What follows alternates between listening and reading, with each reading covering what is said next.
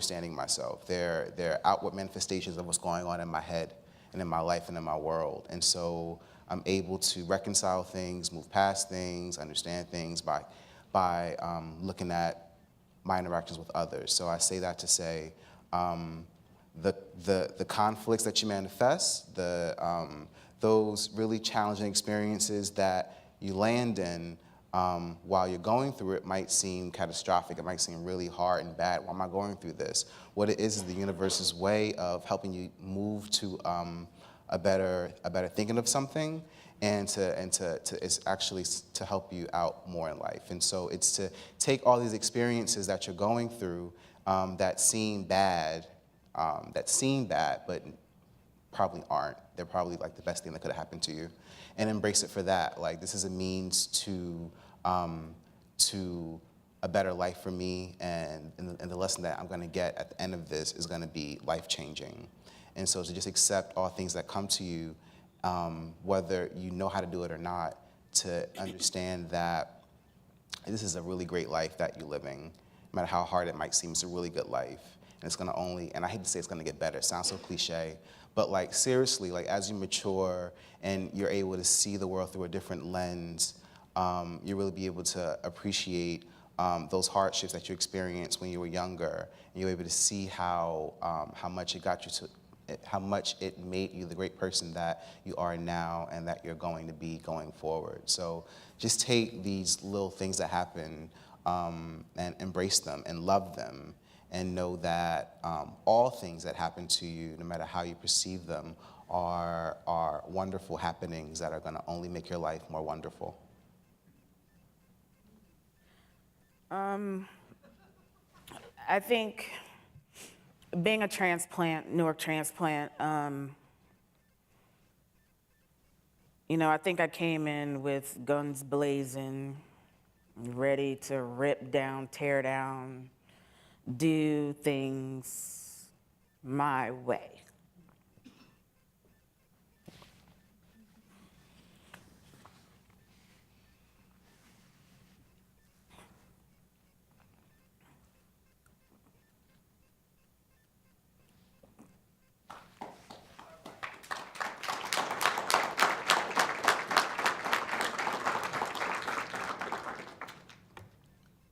But I think there's this thing called transition.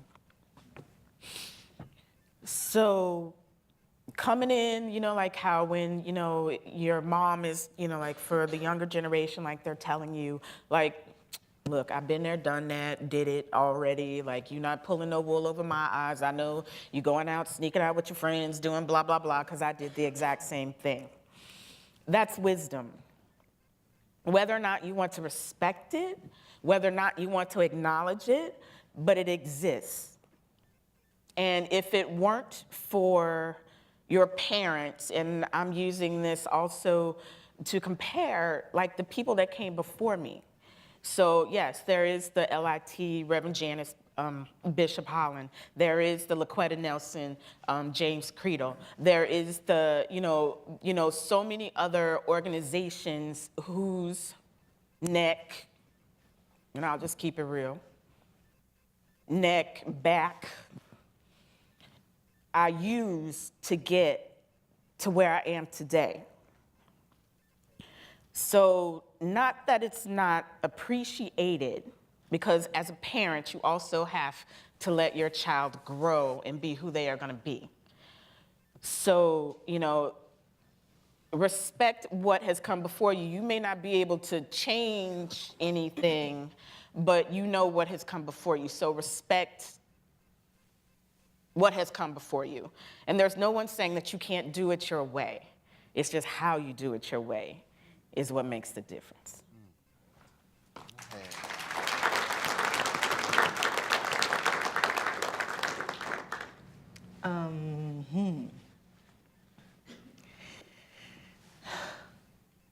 Just be who you are. That's it. Right? Simply put. I don't think there are no coincidences, Bernie. No. Yes. No. And there is no guest list tonight either. No. Right? Okay. Having said that, like the invitation, you don't need an invitation to make use of what has been. You know, wisdom is yours now. There's no coincidence that you mentioned this bridge called My Back, because that's exactly what you have in front of you, a bridge for you to walk on, for you to utilize, for you to question, for you to analyze, for you to contradict, for you to disagree with. And at the end of the day, for you to rely on, for you to respond to, and for you then to recreate the next section of. So use us. We're here to be used. We're here, we want you to use us. Don't just sit at the feet of the wise. Drink from what they pour. That's right. And they pour lots. I also want to say, as the most senior part of this panel, that 50 is the new 30, so there, you got a lot to look forward to. You know? You know, so, you know, as senior as you might like to make us 21st century folk, we ain't that old, right? We're in this together. We're in this together. Thank you.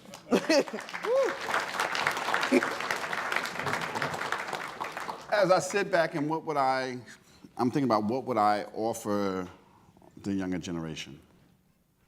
I think I can't offer one message, and I'm gonna tell you why. And this is why. Young Black and Latino men, being a Black, gay, Spanish male in America, and you would think that the world accepts you and they love you. You know, I work at UMD, and I see all the bashings, and I see all the attempted suicides. And it's mostly with the Black and Latino men, the young men. So there must be a message that's not getting out to them. That they're not, that you can't just give to the general audience and say, take this home. I think the first thing I need to tell you is that you have to learn to love yourself. Now, don't ask me how you do that. Watch a lot of Oprah, Life Class, I saw it last night, Dr. Phil, or just how you get it. Get to learn and love yourself. Not your best friend's love for you. Not your grandmother's love for you. Not your man's love for you. But learn to love yourself. And I guarantee you, that's going to take you on a very long road and allow you to have some self-awareness and some self-loving that no matter who you fall in love with, where you go, it will not equal you loving yourself. That's the one thing I want to say. You know, some people call me, like, I'm more like the B. Arthur from the Golden Girls. You know, I'm that one, I'm that hard, I'm the hard rock out my friends. And I need to say, when James and them were up here, my heart overflowed. I was crying on the inside for those I miss, and I was crying for the youth, for the ones they will never get to meet. So, in saying that, enjoy the older generation. You're going to do it your way regardless. You're going to do it your way regardless, because that's just how it goes. That's just the way life goes. You're going to do it your way. But keep somewhere a little bit of us in your pocket for wisdom. You know, when you feel like you're getting a cold, you take something just before the cold comes. And that's my best way of doing it. You know, if I could change anything, I wouldn't even know where to start, because it's been such a wonderful journey. And just remember your journey. Please remember your journey. Because if you make it to the 50, right here, what's going to happen is that there's somebody going to ask you a question like, how'd you do it? And just like we're telling you, you have an obligation to tell the next generation behind you. So you do have an obligation to somebody that's coming up, just like we have an obligation to you. And that would be the only thing I could tell you.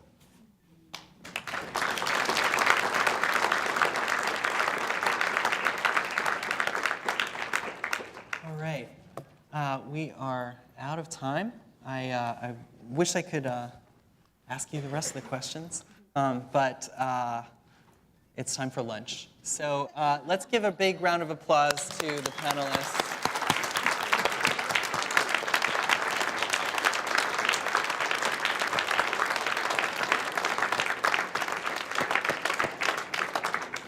Pearl is going to say a few words.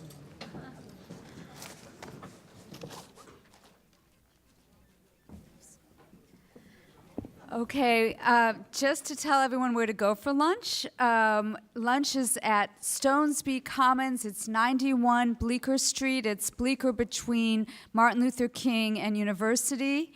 And we have an all-you-can-eat buffet for a reduced price. So you can head over there and make sure you're back here 2:10 on the dot, because at 2:15 you're going to get to see a preview of a film that is being made about the Newark Seven. These were Newark lesbians who got caught up for defending themselves, facing the prison system. So you want to see that. And of course, this afternoon's the final presentation of the 21st Century Generation. So thank everybody for coming so far. It's been an amazing, amazing morning. And thank you to these amazing panelists.